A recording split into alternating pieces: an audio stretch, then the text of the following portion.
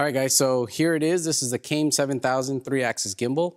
Now, this is a gimbal that you have to assemble yourself from scratch, and then you also have to configure the software and program it the way you want it and balance it. So it takes a little bit of work. This is the first time I've done this, so I wasn't confident that I'd be able to do it. The other gimbals I've shown on the blog were pretty much ready to run, so you just kind of throw your camera on there and then it's already pre-balanced.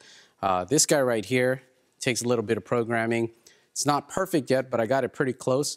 I wasn't confident that I could do something like this, but here it is. Not only did we put it together, but I think we ran the wires really well. They're running through the frame, so you don't see any of the wires hanging out. I've also modified the back here to put a project box on the side, and that keeps the controller hidden and protected, and also all the rest of the motor wires are stored inside here, so I have all the wires running through the frame. All right, so just to show you a little bit closer, you notice that the motor here, you don't have the wires running through. You will have this wire on this end here. This is for the sensor above, and that runs on top of the camera, so there's no way to really hide this one. But over here on this side, we have the joystick, which controls your pan, tilt, and your roll, depending on how you set it up.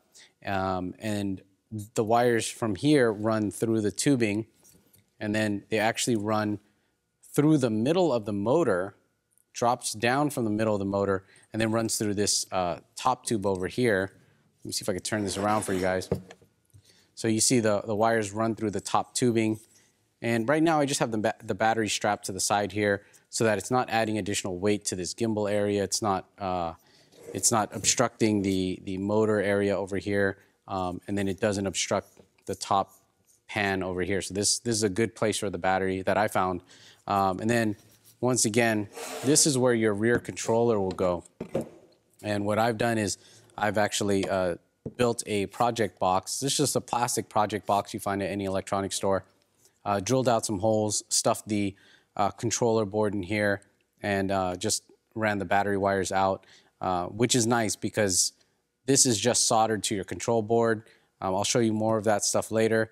But if you yank on this or you happen to drop your battery, this can damage your board or rip off the solder. So this actually keeps it nice and pinched in here. So again, there's a bunch of wires that come out the back of this and all run into this box. So very clean. I know a lot of the pictures out there and a lot of the ways people are building this is they're just kind of throwing the wires all over the place, which makes it look messy. It makes it look like a real DIY. Even though this is a DIY, I think we ran the wires fairly nicely through the system as best as we can so you don't see anything. You don't have anything hanging out that you're going to damage or pull or disconnect. So that's it.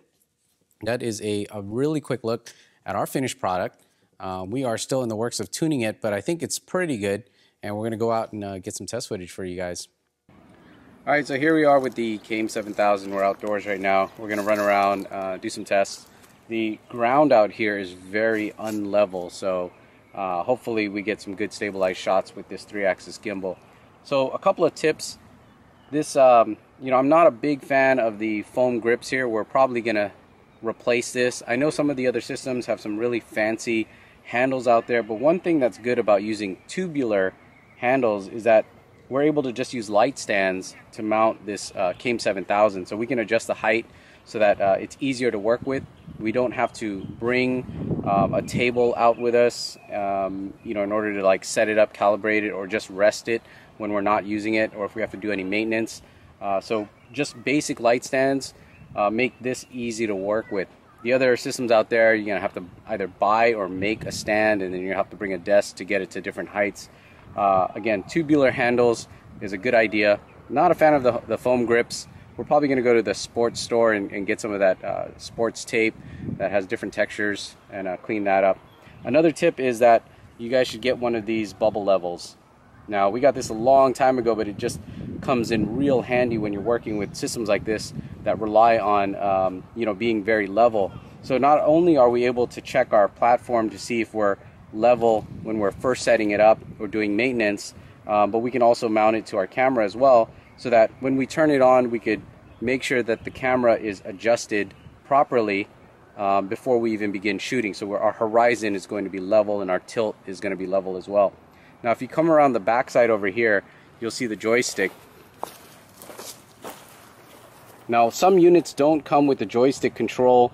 This will allow you to adjust either roll or tilt, and you can even adjust it for pan. Now, we have ours set up here for both tilt and roll. Not only is this good to control the camera position when you're using it, but you can also use this to dial in your settings and get it level before you start shooting. So even if you're slightly off calibration when you boot up, you can adjust this, get your camera level, and then you can start shooting from there, and it'll maintain that position. This is very handy, especially if you're doing elevation type shots, going upstairs, going downstairs. You'll be able to position your camera and tilt it so you're following your subject. The other units out there that lack this control, you'll probably run into situations where you're going down the stairs and you just lose frame of your subject because he's just going down in front of you. So those are a couple of quick tips. Definitely look for joystick controls, get a bubble level, and the tubular handles here work great with just basic light stands out in the field. All right, another thing I just wanted to really point out is in another video by Tom, he had problems getting his gimbal to swing past the handles. Now, you can see ours has enough clearance here the way we set it up. So I'm not sure how his is configured, but maybe this is a new unit, but ours is able to rotate freely. Not that you'll ever use it, but you know, that is not a problem as far as rotating all the way around. And again, we've cleaned up a lot of the wiring. It's all tucked in through the frame as much as possible. One of the things Tom was talking about was covering up the control board. We have a project box here, as you can see. I don't know if you could tell, but our cords are running through the backside of this project box. So everything is completely enclosed except for the battery here, and obviously this little sensor wire, which we can't find a place to hide this. It just kind of controls the sensor above the camera here. So we'll start taking it out right now. Did I record? Did you hit record yet? Yeah, it's recording. Go. Ready? Go, baby. Run.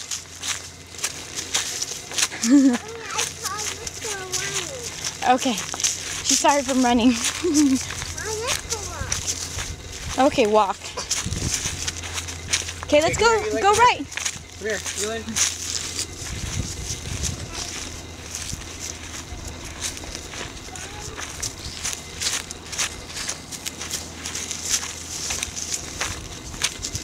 Okay, let's go back. Okay, let's go back, Elin. Elin, go back. Go. Go back this way. Come on, hurry, hurry. Yeah. Come on, babe. Down the wall. Okay, how about go straight down? Ready, go, go. Race you.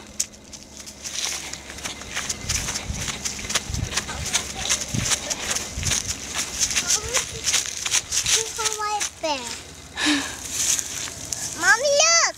Okay, I can't hold your bear. Give your bear to Dad. Here, give me the bear.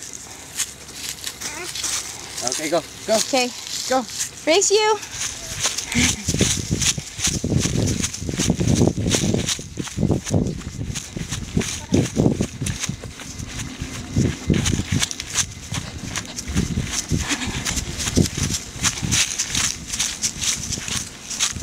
She's slowing down.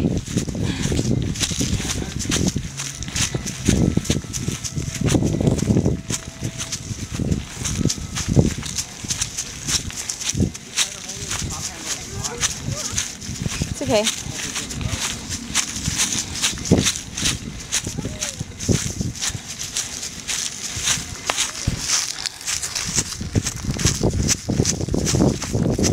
Go, run, run, run. We're here, turn around. Turn around. Raise your hands up. All right. Go. Stop.